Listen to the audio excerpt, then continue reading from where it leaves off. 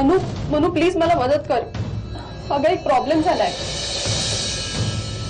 ती माणसं माझ्या मागे लागलीत. कोण ते लोक? मनु तो मंगेश आणि ते साहेब वगैरे. तो तुझ्या मागे कसा असू शकतो? तो तर आंधळा झालाय ना. तू मला गोव्यात भेटली होतीस ना, तेव्हा तोही तिकडेच भेटला होता.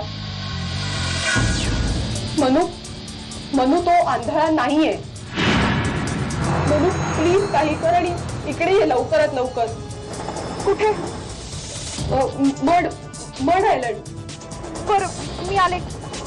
भैया आप मड आयलंड चलेंगे? आई तू नको काळजी करूस. मी येते रात्रीपर्यंत गोव्यात. हा ठेवते.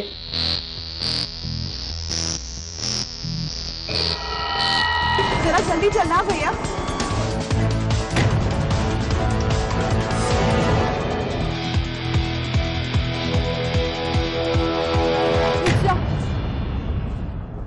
बँड्रा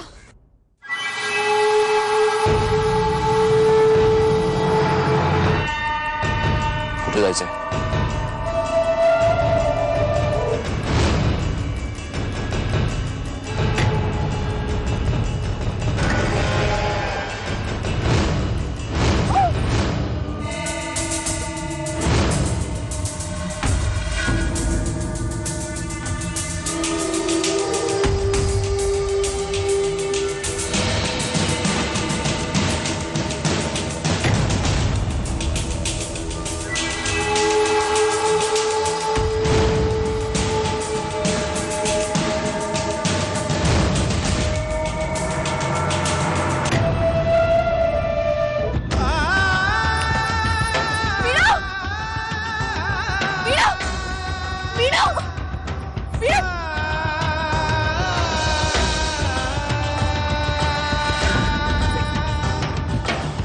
रस्त्यात भोसकलं त्या पोरीला.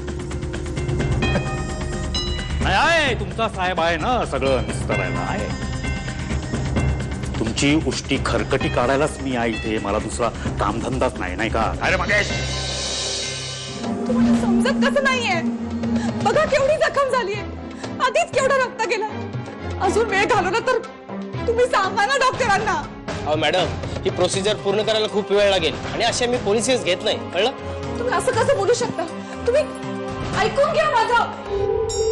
खात्री आहे नक्की कोणी नाही पाहिलं तुम्हाला? नाही म्हणजे आजूबाजूला कोणी असल्याचं आठवत नाही. म्हणजे शक्यता उरतेच. कोणीतरी पाहिलेलं असू शकतं. मी हेरीला ऍडमिट केलं असतं. ही खुनाची केस आहे. पोलीस केस करावी लागेल. म्हणजे पोलिसांना बोलवल्याशिवाय तुम्ही हिला ऍडमिट नाही करणार? तोपर्यंत ही मुलगी मेलेली असेल डॉक्टर. पोलीस फक्त पंचनामा करू शकतील. पण मॅडम तुम्हाला माहितीये मी कोण आहे?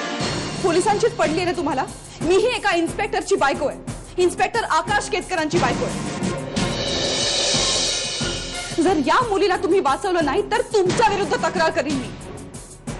इथे जर या मुलीला काही झालं ना तर तुम्हाला नक्की शिक्षा होईल, लक्षात ठेवा. I am sorry. Ward boy, nurse, चला यांना ओटी मध्ये घेऊन चला ताबडतोब. साहेब मंगेश पक्की बातमी लागली. ती विना जिवंत आहे. तिला कोणीतरी हॉस्पिटलमध्ये पोहोचवलं. झालं साहेब तुम्ही कशाला उगाच डोक्यात राग घालून घेताय? काळजी करू नका साहेब. वीणा नाही वाटत. दृष्ट्या काढत जा ना त्या दोघांची. चालेल नाहीतर असं करूया ना, तूच दृष्ट काढ ना त्यांची. अगं तू असेपर्यंत आकाश नक्की परत येईल. मनस्विनी कुठे दिसत नाही ती ग. अगं तिच्या काका काकूंना भेटायला गेले ते. छोटासा